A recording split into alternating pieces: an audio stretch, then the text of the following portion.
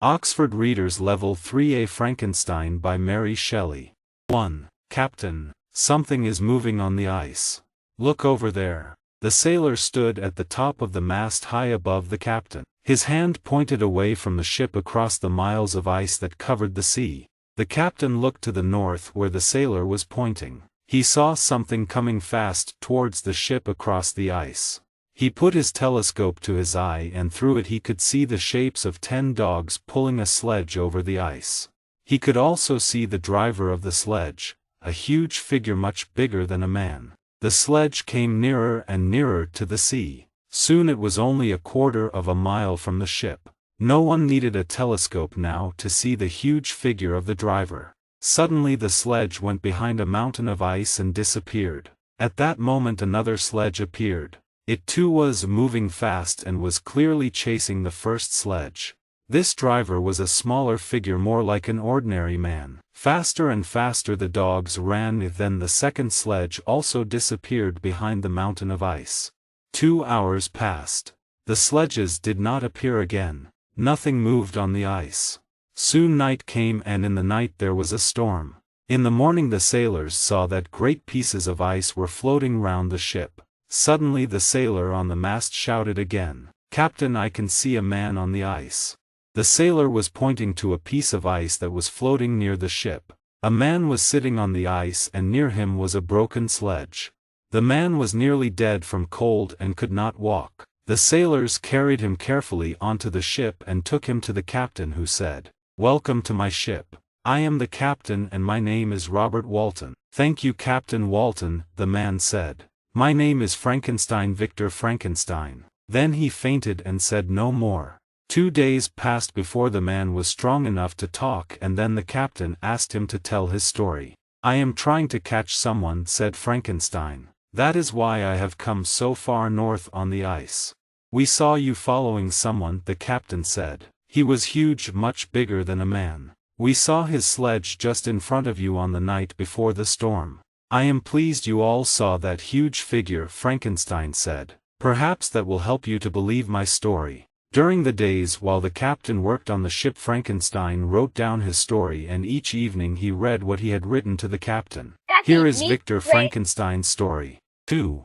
I was born in Switzerland in the town of Geneva. My parents loved each other very much, and I learnt from the example of their love. I learnt that to love and to be patient are the most important things in the world. My mother hoped to have a daughter after I was born, but for 5 years I was the only child. And then my mother found a sister for me. She was helping a family in which there were 5 children. They were very poor and the children were thin and hungry. One of the children was a little girl with golden hair and blue eyes. Her name was Elizabeth. My mother took the little girl into our family, and Elizabeth became the daughter that my mother had always wanted. As I grew older, my love for Elizabeth became stronger all the time. Later my mother had 2 other sons, Ernest and William. A young woman called Justine came to live in the house to help my mother with the children. We loved her as much as she loved us. The years passed happily and we had everything that we needed. At school I met another very fine person. His name was Henry Clerval, and he was very clever. My family also liked him very much, so he was a welcome visitor to our house. I studied very hard at school. I wanted to know the secrets of life, and, most of all, I wanted to know how to make living things. I read all the books that I could find. One day, something happened that added a new idea to the ideas that I already had. I was 15 at the time, and we were on holiday in the mountains. There was a wild storm, and with it came the most frightening thunder and lightning that I had ever seen in my life. About 20 meters in front of our house was a great tree. Suddenly a huge fork of lightning hit the tree. After a few seconds, there was nothing left of it except a black piece of wood 2 meters high. The lightning had destroyed it. I saw how strong electricity was. I began to read all the books that I could find about electricity and its terrible power. 3. For 17 years my life was very happy. Then the first sad thing happened. My mother became very ill and soon she knew that she was dying. Just before she died she asked Elizabeth and me to go to her room. She held our hands and said, My children, I am very happy because you love each other and because one day you will get married. Everyone in the family loves you, Elizabeth. Will you take my place in the family, my dear? I can die happy if you will look after them when I have gone. My mother died and we were very sad because we loved her dearly. Elizabeth was brave and helped us. Her sweet smile gave us some happiness in the unhappy days after my mother's death. The time came for me to go to university. I did not want to leave my sad family, but we all knew that I should go.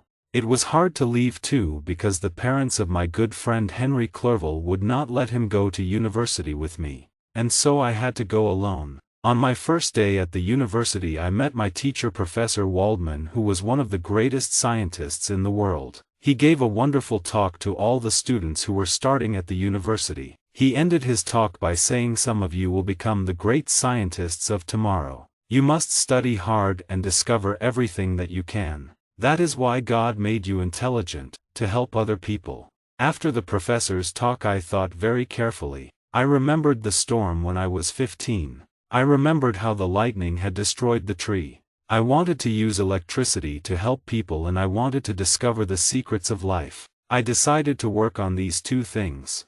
I did not know then that my work would destroy me and the people that I loved. I started work the next day. I worked very hard and soon Professor Waldman and I realized that I could learn to be a very good scientist. The professor helped me very much and other important scientists who were his friends helped me too.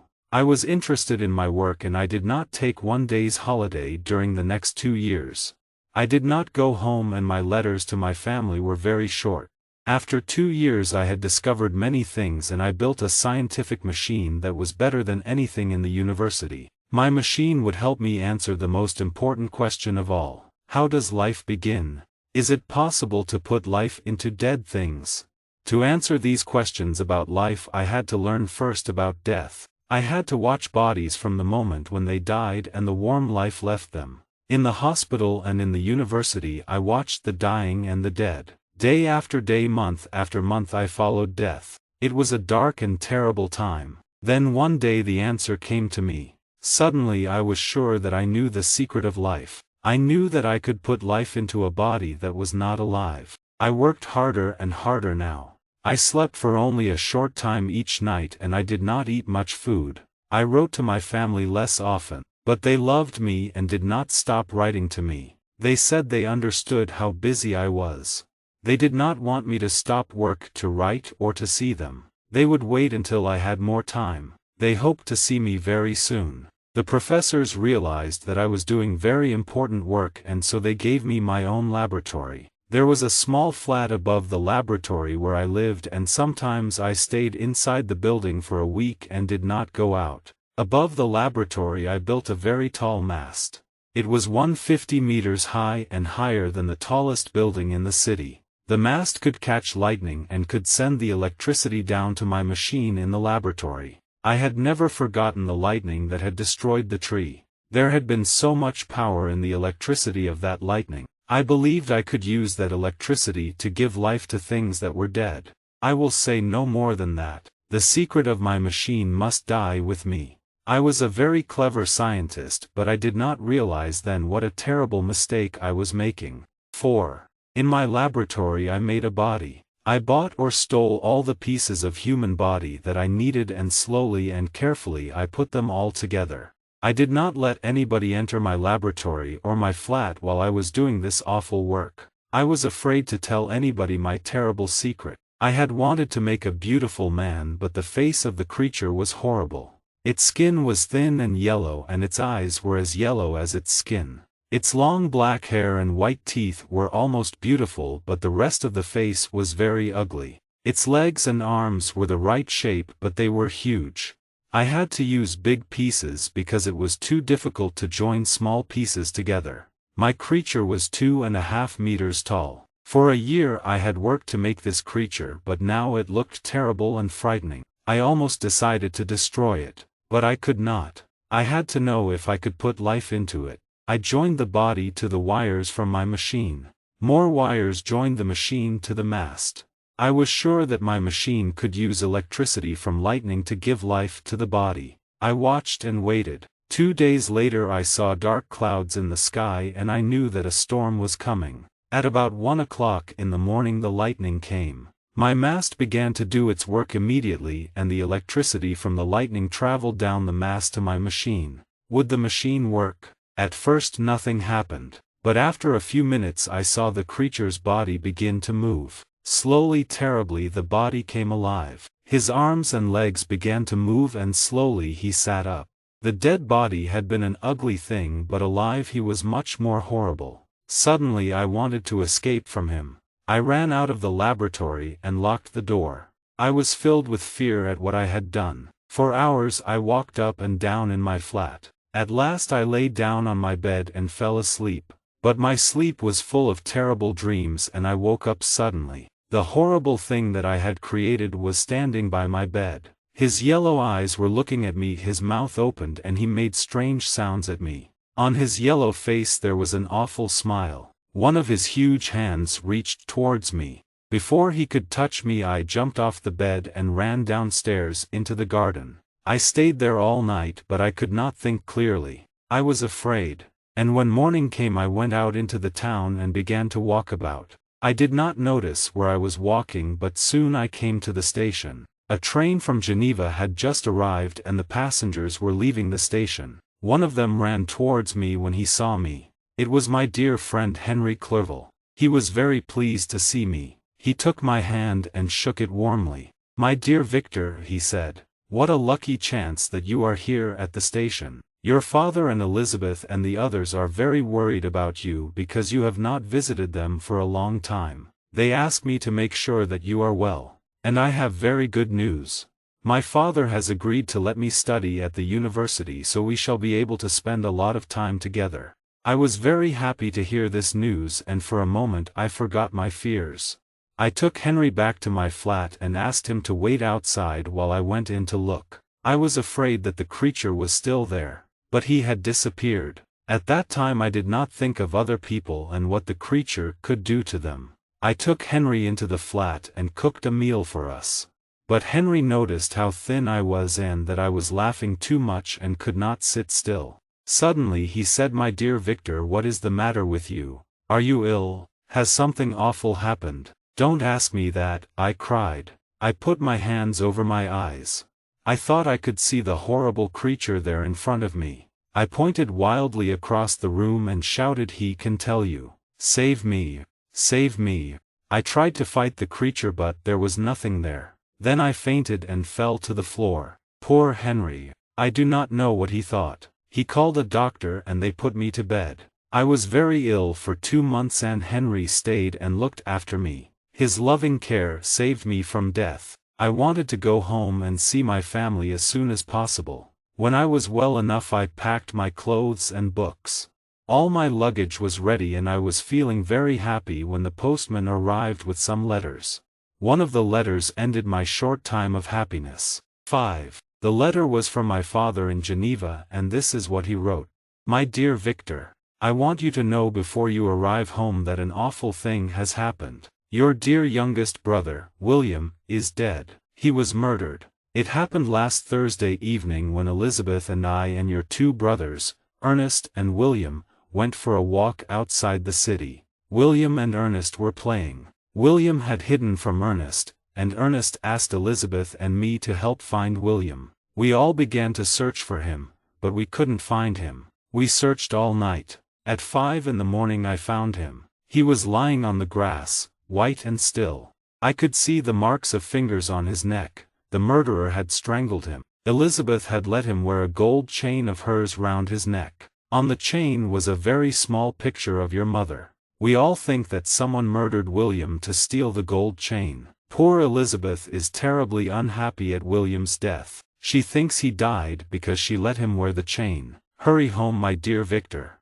You are the only one who can help Elizabeth and we all need you. With all our love, your father." Henry helped me to catch the train. The journey seemed very long and it was late at night before the train reached Geneva. I decided to spend the night in a village outside the town and go home early in the morning. I wanted to see the place where William had died. As I started my walk a storm broke and lightning lit the sky. The police had put posts round the place where the murderer had strangled William, so I found it easily. I cried sadly as I stood there. My poor brother had been a kind and happy boy, and we had all loved him. Again the lightning lit the sky, and I saw a huge figure standing in the rain. When I saw it I knew at once what it was.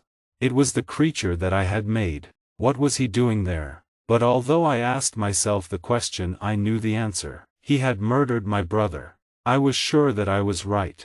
I decided to try and catch him. But as I moved he ran towards the mountains. He ran much faster than any man. He climbed the mountain easily, reached the top and disappeared. I stood there in the dark and the rain and knew that I had created a monster, and he had murdered my brother. 6.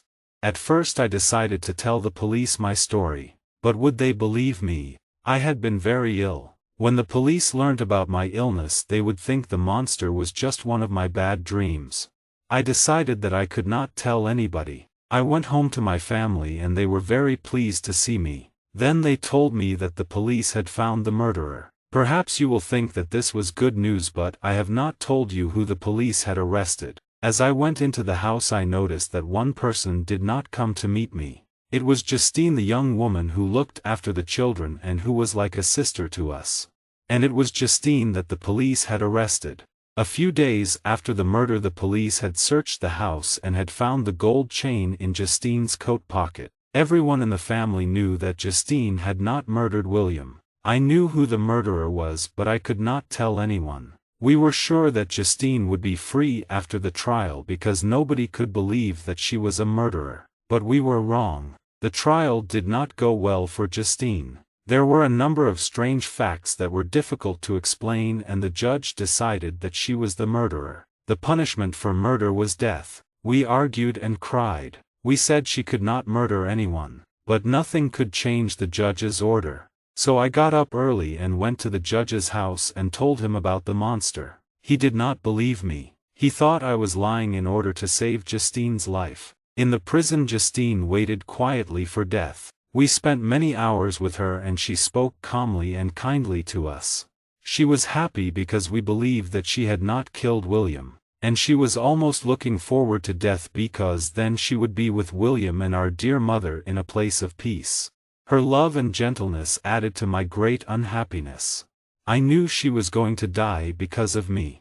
I knew my brother had died because of me. I had brought nothing but sadness and misery to my family. I took a boat and went out on Lake Geneva. Why didn't I end my life then? Two things stopped me. My father was old and another death would probably kill him. And I had to stay alive, to keep my family safe from the monster. Fear for my family and hate for my monster were with me day and night. I became ill again and Elizabeth's love could not help me. I needed escape for a while, to leave my unhappiness behind me. So I went to walk alone in the Alps.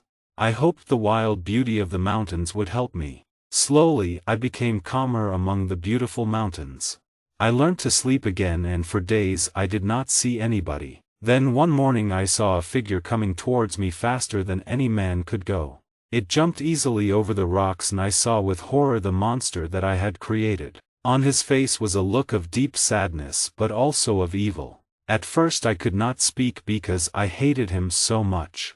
But at last I said, "You are an evil creature. I shall kill you if I can because you have killed two people that I love." The monster's yellow eyes looked at me. "I am the unhappiest creature in the world but I shall fight for my life," he said. "I am bigger and stronger than you but I will not start the fight. I shall always be gentle to you because you are my king and creator. You made me and you should love me and be kind to me like a father. William and Justine died because you did not love me. Why did you create me if you were not ready to love me? We are enemies," I said. "Leave me now or let us fight until one of us is dead. You are a murderer. How can I be kind to you? You say I am a murderer," the monster said, "but you want to kill your own creature. Isn't that wrong too? I ask you to do one thing for me, listen. Come with me to a warmer place and listen to my story. Then you can decide." I thought carefully about what he had said. It was true that I had given him life but I had not given him love. I decided to go with him and listen to his story. He took me to a mountain hut where he lit a fire. We sat down by the fire and he began to tell me his story. 7. After I had left the laboratory, I escaped into the country outside the town. I soon felt hungry and thirsty, and my first food was fruit which I found on some trees near a river. I drank from the river and then lay down and went to sleep. At first my eyes and ears did not work very well, but after a while I began to see and hear clearly. One day, snow began to fall. Of course, I had never walked in snow before, and I found that it made my feet very cold. I realized that I needed food and a place to get warm. Soon I saw a small hut where an old man was cooking his breakfast over a fire. When the old man saw me, he shouted loudly and ran away as fast as he could. I did not understand what the man was doing, but I wanted to be near the fire. So I sat down in the warm, and ate the man's breakfast. Then I walked across empty fields for some hours until I reached a village. I went into one of the houses, but there were children inside. They began to scream when they saw me, and their mother fainted. The whole village came to see what was the trouble. Some of the people ran away when they saw me, but the others shouted and threw stones at me. They wanted to kill me. I was badly hurt, but I escaped and ran into the open country. Later I found an empty hut which was built against the wall of a small house. I was afraid to go into the house after what had happened in the village, so I hid in the hut. There I was safe and could escape from the cold and hide from people who wished to hurt me. And then I found that there was a small hole in the wall between the hut and the house. Through this hole I could see into the room next to the hut. 3 people lived in the house: a beautiful girl, an old man, and a young man. Day after day I watched the 3 people. I saw how kind they were to each other. I wanted so much to go into the house and be with them, but I knew I must stay in the hut. I could not forget how the village people had hurt me when I tried to go into the house there. Each night after the people in the house had gone to bed, I stole some of their food for myself. But soon I realized that the old man was blind. And I realized too that often the 3 of them did not have enough to eat. I saw the 2 young people put extra food on the blind man's plate, although they were hungry themselves. When I saw that, I stopped stealing their food. Their life was already hard enough, so I went back to the wild fruit in the woods. I tried to help them in other ways too. During the night I cut firewood for them and added it secretly to the wood which the young man had cut during the day. I was very happy to see how much this pleased the young man. After a while I began to understand some of the noises that the people made to each other. The first words that I understood were words like fire and bread. I also learnt that the 3 people called each other by names. The girl was Agatha, the young man was Felix, and the old man was called Father. I tried to make the noises that they made, and slowly I began to speak. The 2 young people were very beautiful. One day I saw my own face in the water of the river. It was a terrible face. I understood why people were frightened, why they shouted and threw stones. I knew then that I could not let these beautiful people see me. They would be frightened by my horrible face and body. Summer was coming and I continued to watch and learn. I also continued to help the 2 people and their father and did many jobs for them in the night. They were always surprised in the morning when they saw what I had done. I heard them talk about the good creature who did these wonderful things. But the family were often sad and I wished I could make them happy. I looked forward to the time when I could speak well enough to talk to them. And I was happy because I was sure I would soon have 3 good friends. 8. One day in summer a lady on horseback rode up to the house and knocked on the door. She had dark hair and was very beautiful. The family were all very pleased to see her. I soon learnt that her name was Sophie. She could not speak the family's language, and each evening Felix taught her some words. This was a very great help to me because I was able to learn the meaning of many words that I had not been able to understand before. Felix taught Sophie from books about what had happened in the world in the past. So I learnt about the Greeks and Romans and about Christ and about the first white men in America and the sad story of the Indians. I could not understand why men who knew all about good and evil could hate and kill each other. I learnt other things too. I learnt that people think it is very important to have money and to come from a good family. I learnt of the love between mother and father and child, and I realized that I had no family. The more I learnt, the more I thought, and the more unhappy I became. Soon I discovered who Sophie was. The two families had met in France after Sophie and her father arrived there from Turkey, their own country. Sophie's father was put in prison by the French, but Felix and his father helped him to escape and leave France. When the French discovered this, Felix and his family lost all their lands and money and had to leave France forever. Now I knew why they were so sad and why they were poor. But that was not all. Sophie and Felix loved each other, and Sophie's father had promised that they could marry. Then when he learnt that Felix had lost all his money, he broke his promise. But Sophie loved Felix very much, so she took some money and escaped from her father to search for Felix. I had learnt to love these good people, and I could not wait another day to introduce myself. I decided to speak first to the father because he was blind and would not be frightened by my terrible face and body. One day the three young people went for a walk while the old man rested. When they had gone, I went to the door of the house and knocked on it. The old man told me to enter and to sit down. "Thank you," I said. "I am a traveler and I'm tired and sad. I have no family or friends. The people that I want to have as my friends have never seen me. If they don't take me into their home, I shall be alone in the world." "Don't be so sad," the old man said. "You will find that the hearts of men are full of love. If these friends are good people, they will welcome you. They are kind and the best people in the world," I said. "But when they meet me, they may not see a kind creature who has helped them. Instead, they may see a monster and they will hate me." "That mustn't happen," the old man said. "My family and I have had our difficult times and will help you." "You are a very good man," I said, "and if you help me, I shall be able to live with my friends and enjoy their love." At that moment I heard the young people returning from their walk. I caught the old man's hand and cried, "Now is the time. Save me and help me. You and your family are the friends that I am talking about." Then the door opened and in came Felix, Sophie and Agatha. Their faces were filled with horror and fear when they saw me. Agatha fainted and Sophie ran out of the house. Felix ran forward and pulled me away from his father. He threw me to the ground and hit me again and again with his heavy stick. I did not lift a hand against him. I did not want to hurt him, or any of them. My heart was heavy and all hope left me. I ran out of the house and later returned silently to my hut. Nobody saw me. 9. I sat in my dark hut and felt both angry and sad. One half of me wanted to hurt the people who had hurt me. The other half of me still loved them. In the end, I decided to try to speak to the old man again.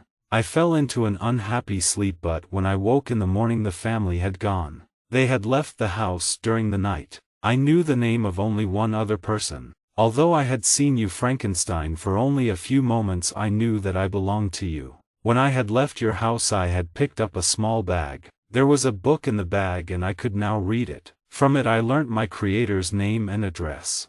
You had made me, but why had you not looked after me and saved me from this pain and unhappiness? I decided to go to Geneva to find you. One day as I was traveling, I saw a young girl running along the side of a river. Suddenly she fell into the water. I jumped into the river, fought against the fast-moving water and brought her back to land. While I was doing this, the girl's father, who was looking for her, reached us. He was carrying a gun and when he saw me he fired. The bullet hit my arm and broke it. I fell to the ground in great pain and the man and the girl ran into the woods as fast as they could and left me. The bullet was deep in my arm and I lost a lot of blood. After some days my arm began to get better, but I became sadder and angrier than before. I had saved the girl's life, and how did they thank me? With a bullet in the arm. I began to realize that there was no happiness for me in life. Hate grew stronger in me every day, hate for you, my Creator who had made me. 2 months later I reached Geneva. That evening I hid among some trees outside the town and went to sleep. But I woke when a little boy ran into my hiding place.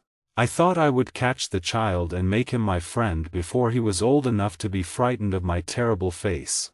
I caught the little boy, but when the child saw me he covered his eyes with his hands and screamed loudly. "Let me go, you monster!" the child shouted. Let me go or I will tell my father, Mr. Frankenstein. He will call the police and they'll punish you." "Frankenstein," I shouted. "You belong to my enemy, the man that I want to hurt."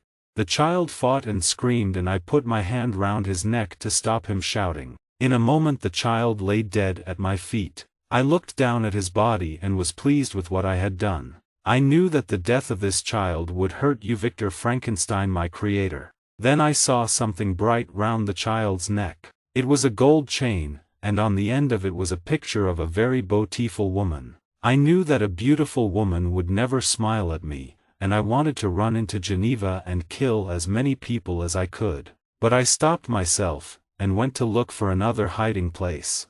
Soon I found a hut, which seemed to be empty, but when I entered I saw a pretty young woman asleep on the floor. I hated her because she was pretty, so I put the gold chain into one of her pockets, and then, before she could wake up, I ran away. I knew the police would think that she had killed the little boy. 10. The monster finished telling me his story and then he said, "I am alone and miserable. Only someone as ugly as I am could love me. You must make another creature like me, a woman monster, to be my wife." "I shall never make another creature like you," I shouted. "You have done enough evil on your own. If you don't help me I shall make you more miserable than you have ever been in your life. You will wish you were dead," the monster said. "But if you make another monster to be my friend we won't hurt anyone. Be kind to me now and I will learn to love and be kind." I thought long and hard about the monster's words.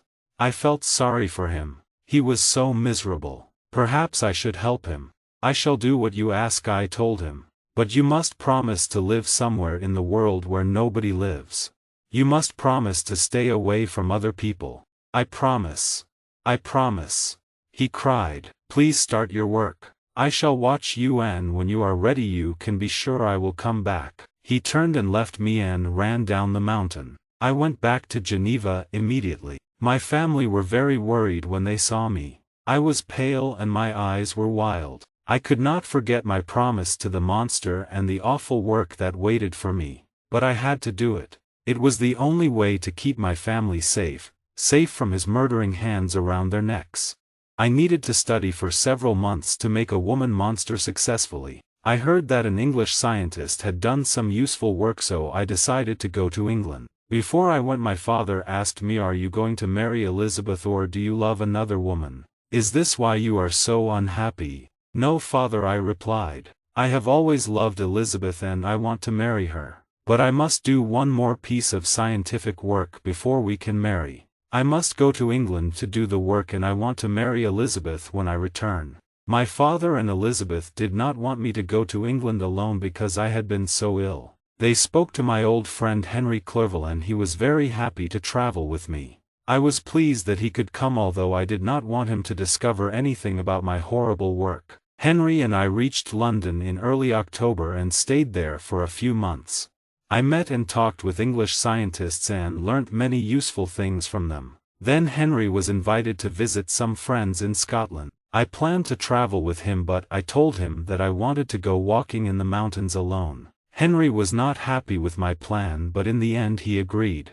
I bought all that I needed for a laboratory and sent everything to Scotland. Henry and I traveled to Edinburgh together and then I went further north to find a good place for my laboratory. At last I found the right place on an island off the north coast. It was a wild and lonely place. Only 5 people lived on the island, so I could work alone and nobody would discover my awful secret. There was a large empty hut on the island and I brought builders from Scotland to make the hut into a laboratory for me. I showed them how to build my mast and soon everything was ready for me to start work on the woman monster. 11. One evening 2 months later I was sitting in my laboratory. Most of my work was done and I could finish the woman monster that night. But I wondered if I should finish the work. Was I making a monster more evil than the first creature? Perhaps 1,000 times more evil. How could I know? Perhaps the woman monster would be another murderer. She had not promised to stay away from other people. Perhaps the 2 monsters would hate each other, and would kill and murder and destroy, without end. As I thought these things I looked up at the window. Suddenly in the moonlight I saw the monster's awful face looking at me, and in his yellow eyes I could see only hate and evil. I knew he would not keep his promise.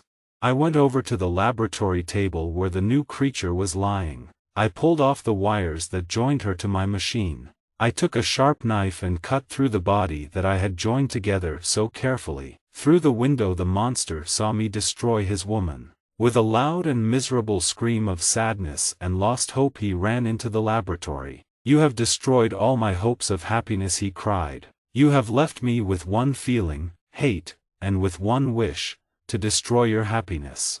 You will be sorry that you were ever born. Remember this, I shall be with you on your wedding night." He ran quickly out of the laboratory and I watched him as he left the island in his boat and sailed away across the sea.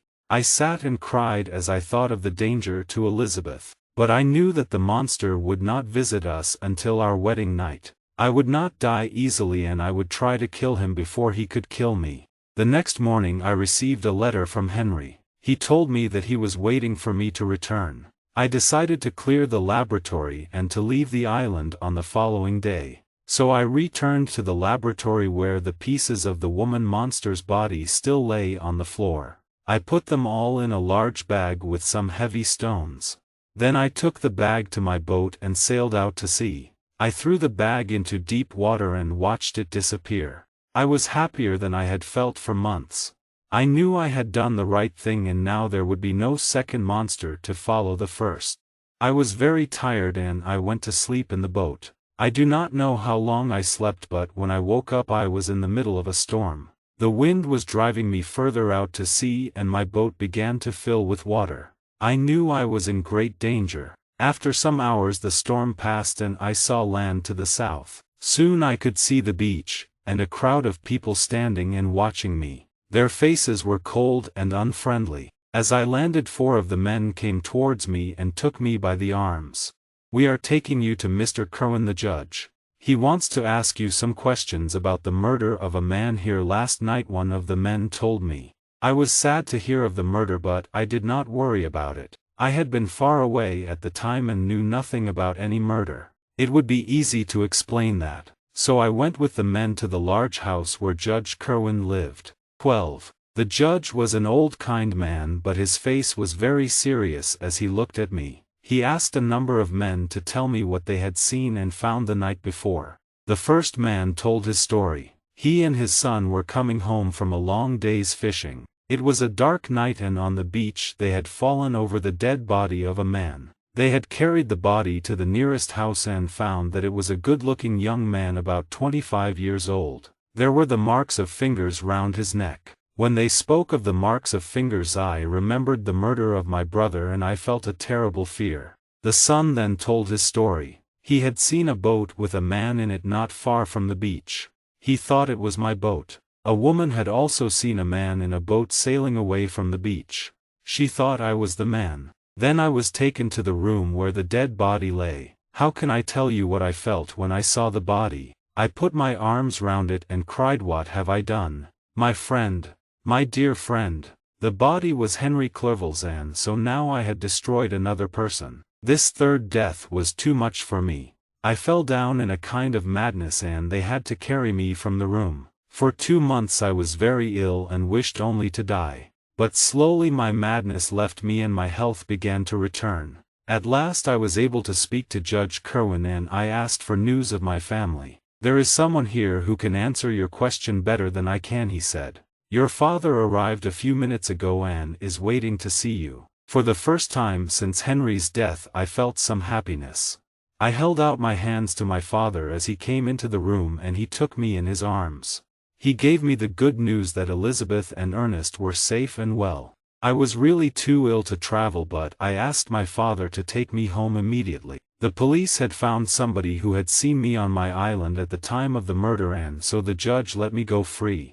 My father looked after me on the long journey home and sat with me for every minute. Night after night while I was asleep I shouted that I was the murderer of William, Justine and Henry. My father asked me why I said these awful things. I wanted to answer his question but I could not tell him my terrible secret. He thought that I was still a little mad. We stayed for a few days in Paris on the way home and Elizabeth wrote to me at our hotel. This is what her letter said. "My dearest Victor, I am so happy to know that you will soon be home. But I am afraid that Henry's death is not the only reason for your sadness. Do you still want to marry me, or do you love another woman? You must tell me. I love you, Victor, and I dream of the day when I shall be your wife. But I do not want you to marry me just because your parents wanted it. I can only be happy if you are happy. Do not answer this letter. Wait until you arrive before you give me your answer. But if you are well and if I can make you smile, I need nothing more to make me happy. With all my love, Elizabeth. I replied immediately. I told her that I loved her very much and wanted to marry her. I remembered the monster's promise to be with me on the night of my wedding. Let him come. We would fight to the death on that night. And after that fight I would either be dead and at peace or alive and free to be happy with Elizabeth. We arrived in Geneva soon after my letter had reached Elizabeth. It was wonderful to see her again. She ran into my arms and I held her close. She cried when she saw how thin and old I looked. She too was thinner because she had worried about me so much.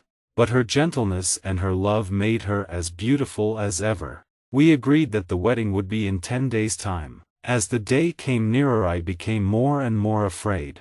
I tried to hide my fear and laughed and smiled as often as I could. Elizabeth knew that I was unhappy, but she was sure she could give me happiness. She looked forward to our wedding. I began to carry a gun and a knife with me everywhere I went. 13. After the wedding a large number of our friends came to a party at our house. When the party had started, Elizabeth and I said goodbye and left for our honeymoon. We traveled first by boat and planned to spend the night at a hotel on the other side of the lake. The mountains and the lake were calm and beautiful, and at last Elizabeth and I were together. For the first time for months and for the last time ever I enjoyed the feeling of happiness. In the evening the wind became stronger and soon a great storm broke above us.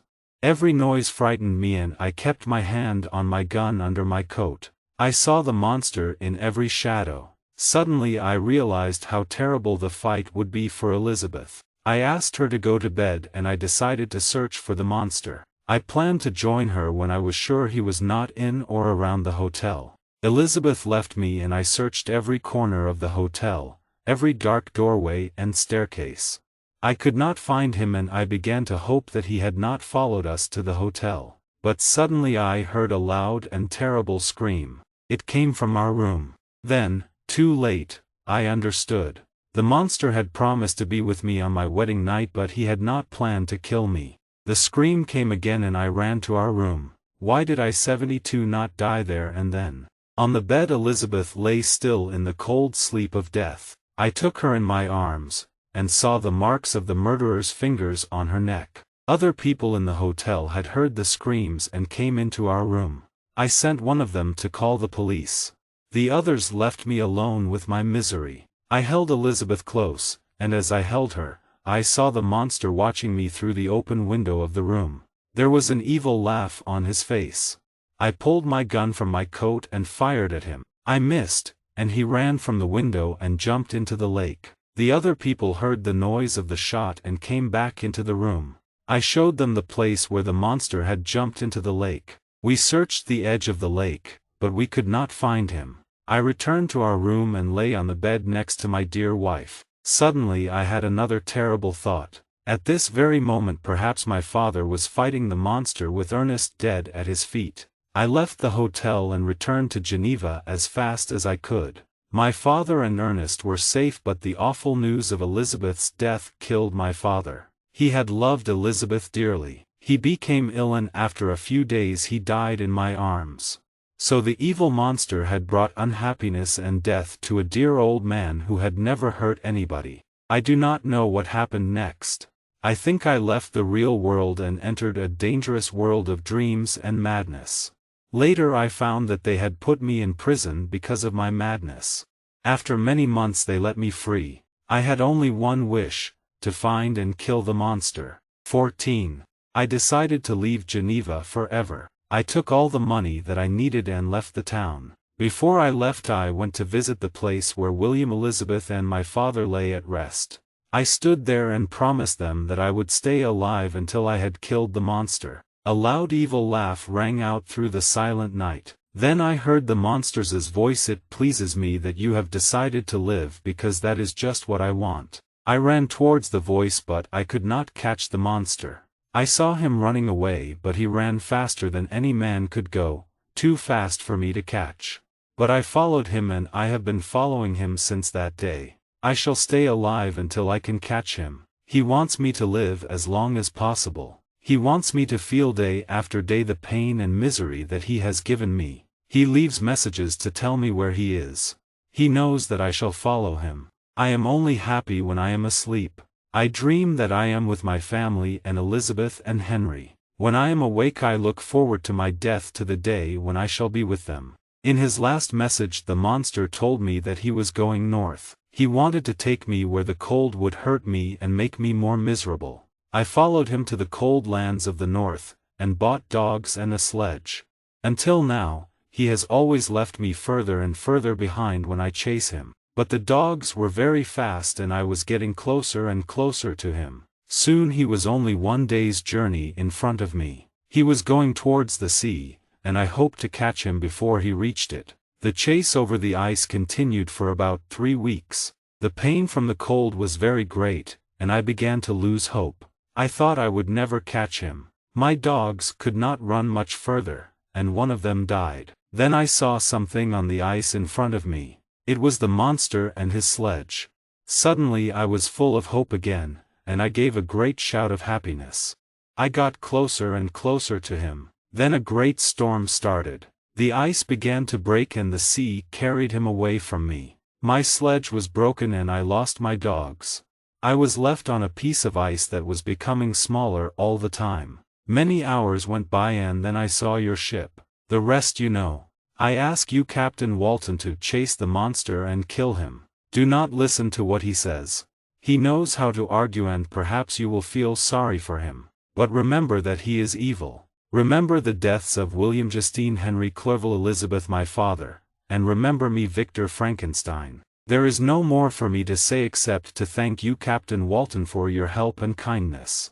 Thank you also for listening to my story. I want you to tell the world that the monster is a danger to everyone.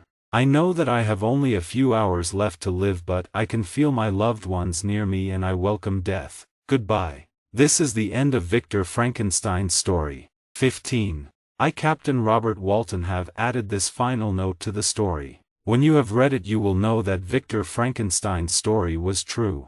Victor Frankenstein died a few hours after he had written his last word. I was sad to see him die because he had become a good friend. But he will not be unhappy or in pain any more, and I am happy for him. We laid his body in a cabin near my own. Later I heard a voice coming from the cabin. I went into the cabin and saw a huge shape standing over the dead body. I knew that the horrible creature which was standing there was Frankenstein's monster. So I have killed you too, the monster said to Frankenstein's body. Oh Frankenstein, forgive me. How I wish you could answer me. I went towards him and said, it is too late for Frankenstein to forgive you. He is dead. His pain is ended. You do not know how much pain and unhappiness I have felt, said the monster. I knew that I was doing evil things but I could not stop myself. Do you think I enjoyed killing people? My heart was made for love like a man's heart. After I killed Henry Clerval I hated myself. But I could not stop myself from more murder. Frankenstein would not give me a wife, but he hoped to find happiness with a wife of his own. He was not fair to me. But now it is ended. Frankenstein is the last person I shall kill. I have done all those evil things, but am I the only person who has done wrong? I wanted love and friendship. Think about Felix and his family, who hated me after I had given them love. Think about the man who shot me after I had saved his little girl from the river. But I know that I have done evil, and I hate myself more than you hate me. My own death is near. I shall leave this ship and go north, across the ice. I shall build a great fire, and lie down on it to die. I shall welcome the pain of the fire, because it will help me to forget the pain in my heart. I have felt more pain than Frankenstein, and when the fire has died down, I shall be at peace. The monster jumped from the cabin window as he said this. He got into the small boat in which he had reached the ship. The sea soon carried him away and he was lost in the darkness.